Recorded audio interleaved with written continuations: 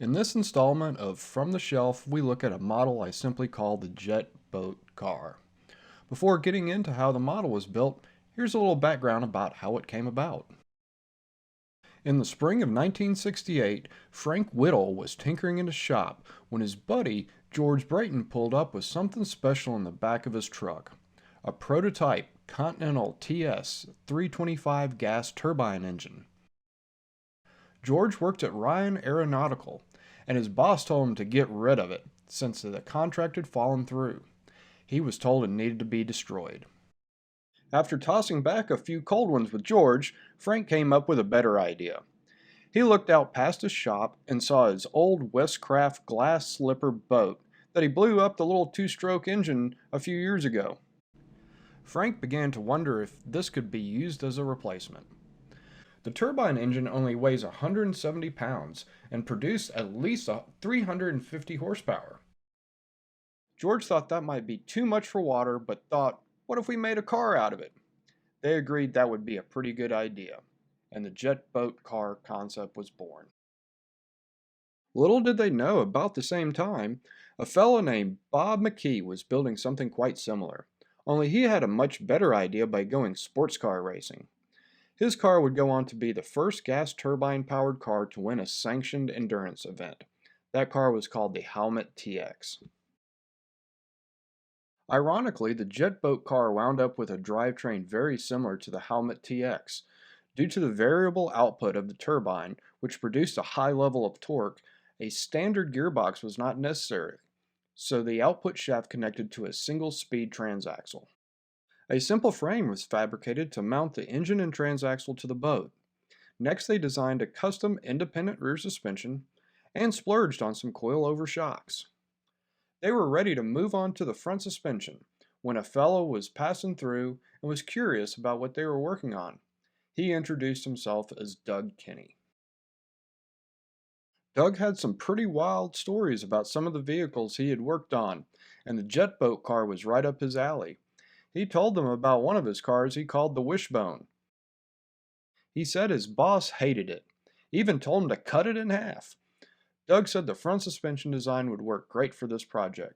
Basically take a Volkswagen torsion bar and mount the spindles on lengthened swing arms, mounted forward. You didn't even need an axle. Frank and George approved of that idea and also let Doug do the rest of the modifications, since he mentioned he had a ton of experience working with fiberglass.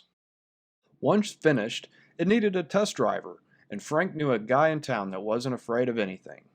Don Patrick had just returned from Vietnam after crashing a CH-46 helicopter he was piloting. When Don saw the jet boat car, he thought he had made it through that ordeal. This thing couldn't hurt him. To test it, they went to one of the nation's longest and straightest roads. The story goes the jet boat car was clocked at an astonishing 216 miles per hour and was still accelerating. And that was the last time anyone saw the jet boat car or Don. On a side note, Don's son, Ron, went on to create a modern jet-powered Volkswagen Beetle. With that story out of the way, it's time to figure out how to build this model. It began with the hull from a Westcraft boat that was an accessory item with the AMT 1964 El Camino. Then an MPC Howmet TX was used to source the turbine engine.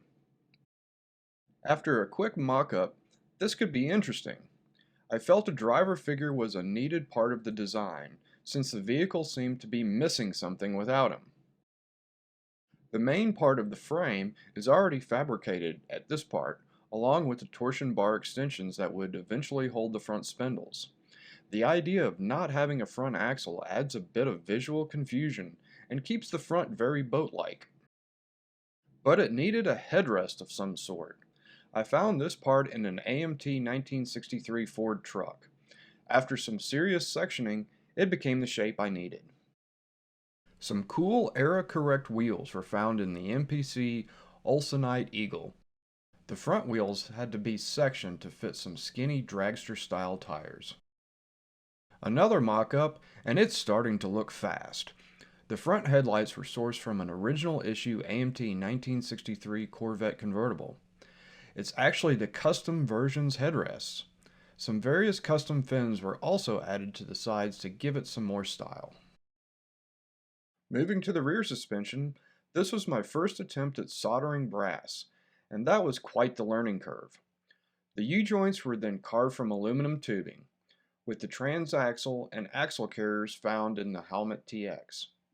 RB motion coilovers helped tie it all together. Since it had headlights, it needed some taillights. Some custom pods were grafted into the roll bar hoop for even more added style. It needed some type of brakes. Photo-etched rotors got calipers cut from an AMT surf rod, since they had the look I was hunting for. The driver figure was one of the most challenging parts. Nearly every joint of the Fujimi driver figure had to be repositioned.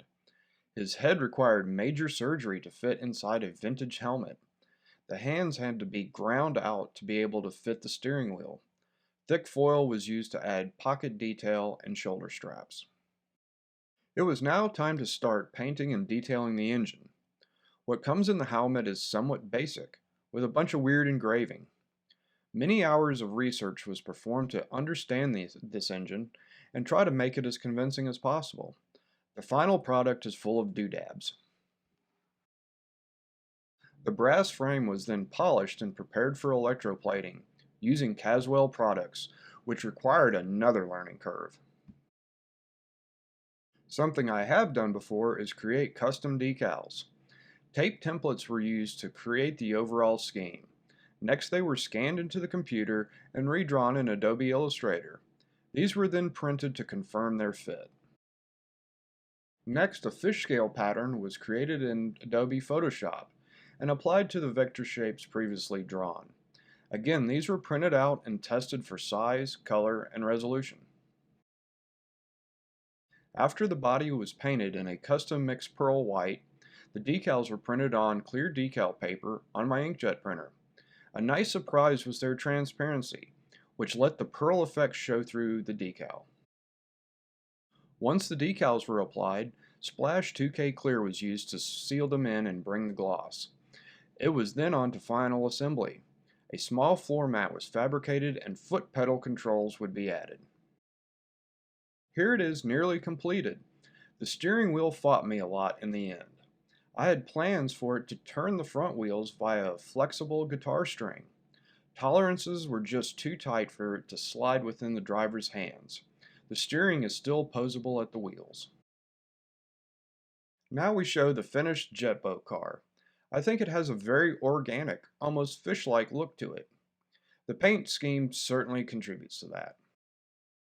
The lack of a traditional front axle combined with the headlights give the illusion the front wheels are just out there floating. All the tie rods are stainless tubing with RB motion rod ends to tie them together. The brave driver is ready to see what this contraption can do. He wears photo-etched sunglasses with several buttons on his jumpsuit. Look close, because I put a tire gauge in his pocket and added shoelaces to his shoes. The brakes are applied via the lever to his left. The turbine vitals are monitored to the right.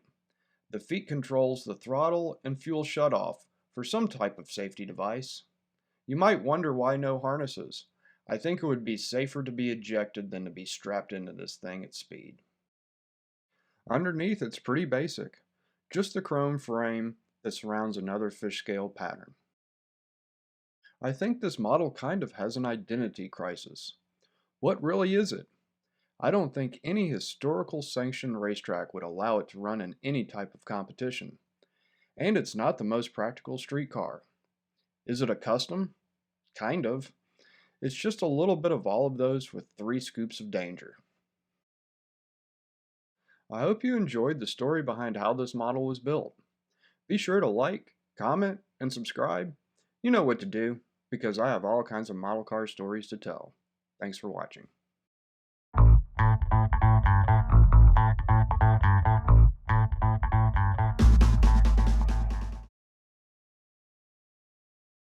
You're still here? I guess you figured I would put this one on the turntable. Sit back and enjoy.